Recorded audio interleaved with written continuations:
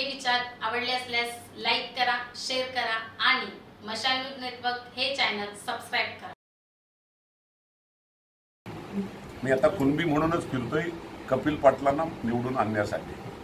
खरं म्हणजे या जातीच्या नावाने राजकारण करतात नाही, हे काही असंतुष्ट जे नेते असतात ना, हे जातीच्या नावाने करतात। विकासाच्या नावाने मतदान मागितलं पाहिजे, जातीच्या नावाने कधी मतदान मागूच नाही, असं मी या मताचा कार्यकर्ता आहे। कपिल पाटलांनी असं उदाहरण दाखवावा की हे त्यांनी जातीच्या लोकांना त्रास दिलाय, कुणबी समाजाला। अशा प्रकारचं मला कुठे उदाहरण दिसलं नाही। माझा मुरबाड तालुका हा पूर्ण कुणबी समाजाचा आहे, पण मला वाटलंच नाही की त्या ठिकाणी कपिल पाटलांनी आगरी समाजाच्या लोकांना प्राधान्य दिले। उलट आगरी समाजाच्या गावामध्ये कपिल पाटलांना मतदान तिथं कमी होत होतं आणि मला मतदान तिथं आगरी समाजाच्या गावांच्या जास्त होतं। त्यामुळे अशा प्रकारचे जे आरोप करतात ना, हे सब चुकीचे नाही। पण तुम्ही स्वतः कुणबी आमदार आहात आणि कुणबी आमदार असतानाही आणि कुणबी उमेदवार उभे असतानाही तुम्ही आगरी उमेदवाराला मतदान करा असं सांगतायत।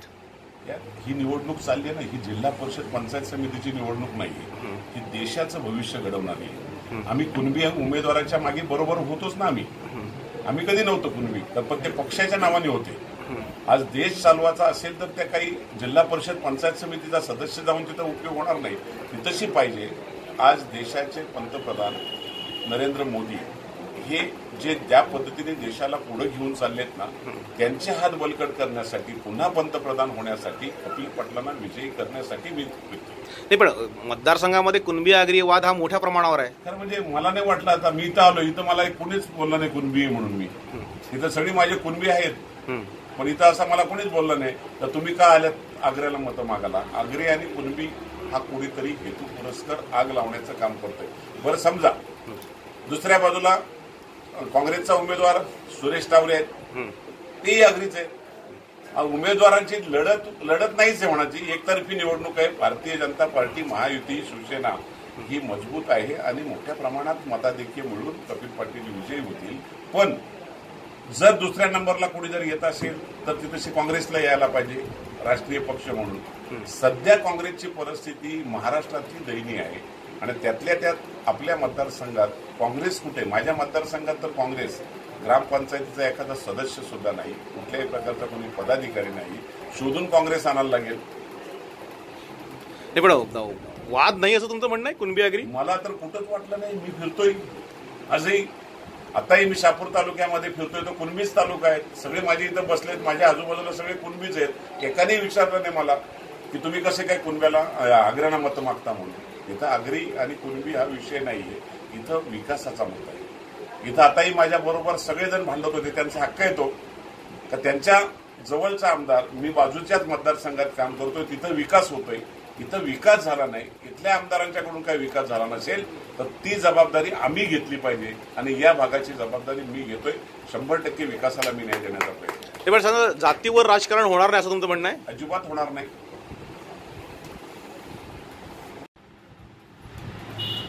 पण तसं चित्र दिसतंय की आगरी आणि कुणबी हा वाद या मतदारसंघात मोठ्या संख्येने दिसतोय।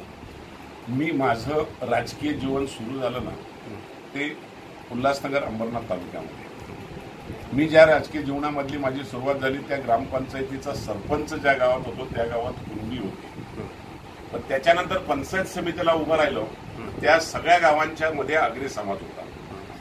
मी पंचायत समितीला माझ्या समोर असलेल्या आगरी उमेदवाराचा पंचायत समितीला जो निवडून आला त्याची डिपॉझिट जप्त केली होती। आगरी समाजाच्या गावांनी मला भरघोस मतं देऊन आगरी समाजाच्या उमेदवाराची डिपॉझिट जप्त करणं हे जर जातीयवादाचं असतं तर मला तिथं स्वीकारलंच नसतं। जिल्हा परिषदला पण माझी परिस्थिती तीच होती की मी जिल्हा परिषदला उभा राहिलो, माझ्या समोर जे उमेदवार होते आगरी समाजाचे होते। मी आगरी समाजाचा नाही, कुणबी समाजाचा आहे, पण त्या तालुक्यातल्या सगळ्या आगरी समाजाने मला न्याय दिला आणि मला जिल्हा परिषदला 2 वेळ निवडून दिला। जिल्हा परिषदचा अध्यक्ष झालो, बांधकाम आरोग्य सभापती झालो आणि पुन्हा विधानसभेवर अंबरनाथमध्ये गेलो।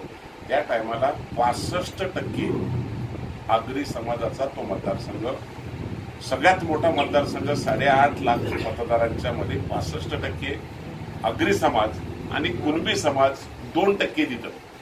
कुणबी समाजाचा किसन कथोरे म्हणून निवडून येतोय आणि आमदार होतोय।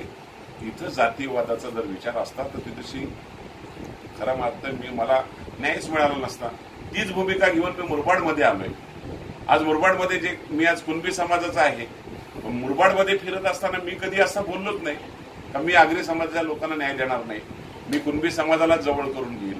शेवटी आम्हाला जात ही कशा करता पाहिजे, आम्हाला संबंध करण्यासाठी आम्ही आमच्या जातीचा उपयोग करू. केवळ राजकारणासाठी मी कधी जातीच्या नावाने कधी मागत नाही. आणि माझी सगळ्या बांधवांना विनंती आहे की तुम्हाला विकास हवा की वाद पाहिजे जातींच्यावर.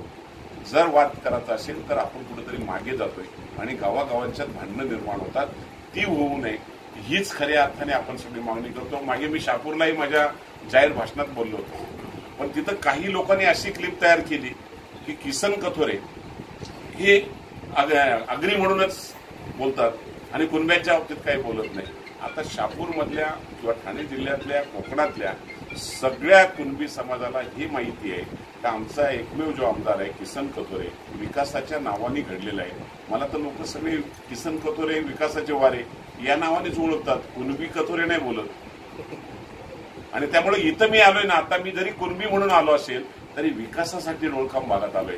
आणि डोळखामचा विकास किंवा त्याच्या परिसरातला विकास व्हावा यासाठी मी स्वतः बाळा आमच्या ज्या आहेत धनके त्यांनाही फोन केला होता की आपण सगळी मंडळी येऊ आणि आपल्या त्या काही शंका आहेत. आताही मला इथं चांगल्या कार्यकर्त्यांनी त्यांच्या मनातल्या शंका होत्या त्या काढल्या, पण एकानेही सांगितलं नाही की आम्ही कुणबी आहोत साहेब, तुमच्याबरोबर का चर्चा करू किंवा आग्र्यांच्या बरोबर का आम्ही मतदान करू असं अजिबात सांगितलं. त्यांनी सांगितलं आमच्या शंकांचं निरीक्षण झालं आणि आम्ही आता कपिल पाटलांच्या पाठीशी खंबीर उभे राहू ही भूमिका घेतली. म्हणजे कुणबी समाज कपिल पाटील यांच्या बरोबर उभा राहील, 100% उभा राहणार. नाही पण तुमच्या भाजपने म्हणजे मध्यंतरी मुख्यमंत्री जे शहापूरमध्ये आले होते त्यांनी कुणबी समाजाला खूप मोठी आश्वासन दिली होती, मात्र कुठलंही आश्वासन पूर्ण झालेलं नाही. एक तुम्हाला कल्पना नसेल, मुख्यमंत्र्यांनी त्या टायमाला दिलेली आश्वासनं पूर्ण केलेली आहेत. 24 तासाच्या आत श्यामराव पेजे आर्थिक विकास महामंडळाला न्याय देण्याची भूमिका घेतली. मागणी होती आमची कुणबी महोत्सवामध्ये की ओबीसीसाठी स्वतंत्र महामंडळ निर्माण करावं. स्वतंत्र खातं निर्माण झालं. महाराष्ट्रातल्या इतिहासातला ऐतिहासिक निर्णय कुणबी महोत्सवाच्या मुळे झाला. त्या ठिकाणी खासदार पण होते. त्याच्यानंतर बाहुली धरणाचा विषय आला तिथं, ही मागणी खासदारांनी केली होती, स्थानिक आमदारांनी केली होती. बाहुली धरणाचं रिझर्वेशन कायद्यात नसताना, नियमात नसताना मुख्यमंत्र्यांनी त्याच्यावर रिझर्वेशन ठेवलं, पण तिकडच्या नागरिकांनी जनहित याचिका केली आणि त्याच्यासाठी कोर्टबाजी झाल्यामुळं ते काम थांबलं गेलंय. दुसरे प्रश्न राहिले होते की या भागाला पर्यटनाचा दर्जा द्यावा, रस्त्यांच्या बाबतीत बोलावा. शहापूर खोपोली रस्ता हा मार्गी लागला. आता अॅन्युइटीच्या माध्यमातून हे जे रस्ते चाललेले आहेत हे कुणबी महोत्सवाचं फलित आहे. कुणबी समाजाच्या माध्यमातून काही अर्ज भरले गेले लोकसभेसाठी. खरं म्हणजे माझं तर त्यांना जाहीर आव्हान आहे की आपण सगळेजण एकत्र बसलो तर तुमच्या मनामध्ये जर समाजातले काही प्रश्न प्रलंबित राहिले असतील ते सोडवण्यासाठी मी आज सत्ताधारी पक्षाचा आमदार आहे. आपण एकत्र बसून ते कुणबी समाजाला न्याय देण्यासाठी निश्चितपणे बसू आणि मुख्यमंत्र्यांच्याकडून ते प्रश्न मार्गी लावण्यासाठी आम्ही निश्चितपणे एकत्र बसून तो मार्ग काढू. त्यामुळे हा वाद तिथे संपून जाईल असं मला वाटतं. बहुजन समाजाचा नेता आहे, बहुजन समाजातून घडलोय आणि बहुजन समाजामध्ये जर कुणबी मोठ्या प्रमाणात आहे, कुणब्यांचे प्रश्न सोडवणे हे माझं काम आहे. पण एखादा अगदी अल्पसंख्याक समाजाचा एखादा घर असेल ना, त्यासाठी सुद्धा किसन कथोरेच आहे. त्याच्यामुळं मी माझ्या एका घरासाठी सुद्धा झगडणार आहे आणि 100 घरांसाठी सुद्धा समाजाच्या सुद्धा झगडणार आहे. त्यामुळे बहुजन समाजाचं नेतृत्व तयार झालं पाहिजे, ते विकासासाठी झालं. खरं म्हणजे आपण बऱ्याच वर्षांपासून पाहतो खासदार म्हणून त्यांनी जे संसदेमध्ये काम केलंय ना ते कौतुक करण्यासारखे आहे. पण सर्वसामान्य माणसाला त्याची जाण कशा प्रकारची होत नाही. आम्हाला आमच्या गावातली गल्ली जर तयार झाली, रस्ता झाला, स्मशानभूमी झाली, शाळा झाल्या, अशा बारक्या कामांच्यावर खासदार हा निधी किंवा खासदार निधींच्यासाठी प्रयत्नशील नसतात. देशाची धोरणं ठरवणं, आपल्या देशामधली निधी किंवा केंद्राचा निधी जो आहे तो राज्यामध्ये आणणं, राज्याच्या माध्यमातून मतदारसंघात आणणं, मग रेल्वेचे प्रश्न असतील, महामार्गांचे प्रश्न असतील, अन्य जे वेगळे आहेत, या सगळ्या प्रश्नांच्या बाबतीत एक चांगले खासदार संसदेमध्ये एक चांगल्या प्रकारचं अभ्यासू नेतृत्व खऱ्या अर्थाने आम्हाला भिवंडीकरांना मिळालंय. आणि म्हणून कपिल पाटील हे पुन्हा एकदा हमखास निवडून येतील आणि त्याच्यामध्ये सिंहाचा वाटा असेल तो कुणबी समाजाचा असेल. शरद पाटील, आपण मशालचे खूप चांगल्या प्रकारचं पत्रकारिता करतात. आपण स्वतःही कुणबी आहात, मी कुणबी आहे. निश्चितपणे आपल्याला कधी असं जातीच्यावर आपण राजकारण करण्याचा प्रयत्न नाही केला, तुम्ही पत्रकारिता केली नाही. काही लोकांना या जातीच्या नावाने स्वतःचं अस्तित्व टिकवण्याचा प्रयत्न करत असतात, कुठल्याही समाजातले असेल. निवडणुका आल्यानंतरच जात दिसते, इतर टायमाला जात दिसत नाही. आणि मग स्वतःचे सवते सुभे कुठेतरी टिकून राहावेत यासाठी काही लोक याचा वापर करत असतात. बघा, तुम्ही सगळेजण, तुम्ही पत्रकारिता करता, आपल्याला अनुभव आहे. एक एक समाज पुढे उठतो आणि निवडणुकीच्या टायमाला आपलं कुठेतरी अस्तित्व दाखवण्याचा प्रयत्न करतो. मग आमचा समाज बहिष्कार टाकेल, आमच्या समाजावर अन्याय झालाय.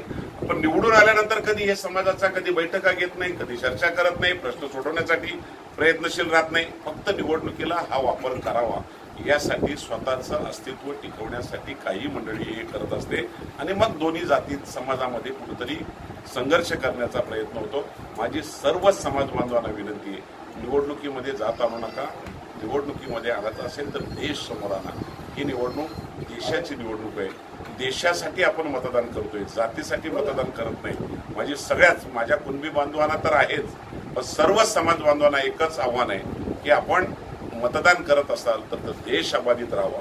या देशाची खऱ्या अर्थाने जे आज आपल्यावर कधीतरी अडचणीचा मुद्दा येत असतो, काश्मीर कोणाचं आहे, हे भारताचं आहे का आज, अशी परिस्थिती आपल्याला विचारावी लागते. 370 कलम रद्द का होत नाही, या सगळ्या गोष्टींचा जर विचार करायचा असेल तर खंबीरपणे या देशाचं नेतृत्व व्हावं, यासाठी करावं की जेणेकरून आमचा देश अबाधित राहावा. आणि आम्हाला समाज नको, आम्हाला देश हवा. आणि देशाबरोबर आम्ही आमचं अस्तित्व जरी टिकवायचं असेल तर ते विकासाच्या माध्यमातून टिकवू, हाच खऱ्या अर्थाने मी सांगते. खरं म्हणजे प्रत्येक जण असा आपल्या स्वतःच्या समाजाचा बावटा पुढे घेऊन चालत असतो आणि त्याच्यामध्ये करत असतो. कुठल्या पक्षामध्ये कुठल्याही जातीचा 100% कार्यकर्ता नसतो, मतदार नसतो. फक्त त्या पुढाऱ्याला वाटते की माझ्या मागे 100% माझा समाज आहे. मग जर माझा समाज माझ्या मागे 100% असता तर मी फक्त कुणबीच नेतृत्व तयार करू शकलो असतो. मग कशाकरता आम्ही आदिवासींना तयार करा, कशाकरता मागासवर्गीयांना तयार करा, कशाकरता आम्ही इतर समाजातल्या लोकांना तयार करा, आम्ही आमची जातीची तयार केली असती. अशा प्रकारचा विचार करून चालत नाही. स्वतःच्या अस्तित्वासाठी कोणीही समाजाचा उपयोग करू नये. समाज हा कोणाच्याही दावणीला बांधला जात नाही, तो चांगल्या विचारालाच बांधला जात असतो आणि तो बांधावा यासाठीच आमच्यासारखे कार्यकर्ते घडलेत. ते समाजामधून घडलेत, ते विकासाच्यासाठी. मी माझ्या समोर मुरबाडला दोन्ही कुणबी आम्ही होतो, त्या ठिकाणी समोर आगरी समाज होता. मग आगरी समाजाला मतं कमी पडली, आम्हाला दोघांना जास्त पडली होती. समाज फार हुशार आहे, समाजामध्ये आज खूप प्रगती झालेली आहे. कुणबी समाज आता अडाणी राहिलेलं नाही. कुणबी समाजातील तरुण मुलं ही खूप वेगळ्या पद्धतीने तयार झाली आहेत आणि ते कोणाच्या जातीच्या मागे जाणार नाही, ती विकासाच्या मागे जातील. मशाल न्यूज नेटवर्क या चॅनलला आपण जो अल्पावधीतच भरभरून प्रतिसाद दिलेला आहे तो पाहून आम्ही खरं तर भारावून गेलो. या चॅनलला लाखो लोकांनी आतापर्यंत बघितलंय. म्हणजे तुम्ही जर हे चॅनल आमचं सर्च केलं, त्याच्यामध्ये अबाउटमध्ये गेलात आणि चॅनलची माहिती बघितली तर आत्तापर्यंत हे चॅनल किती लोकांनी बघितलंय हे तुमच्या लक्षात येईल. अल्पावधीतच हजारो लोक या चॅनलशी जोडली गेली, त्यांनी हे चॅनल सबस्क्राईब केलं. तुम्ही जर हे चॅनल सबस्क्राईब केलं नसेल तर या व्हिडिओच्या खाली लाल रंगामध्ये एक सबस्क्राईबचं आयकॉन येईल, ते तुम्ही क्लिक करा. त्यानंतर तात्काळ ते बेलचं आयकॉन येईल, त्या घंटीवर क्लिक करा. म्हणजे तुम्हाला आमचे जे व्हिडिओ येतील, नवनवीन व्हिडिओ जे येत राहतात त्याच्या नोटिफिकेशन तुम्हाला तात्काळ मिळत राहतील. आणि आता हे चॅनल मोठं झाल्यामुळं, वाढल्यामुळं आम्हाला हे लिंक पाठवणं शक्य होत नाही.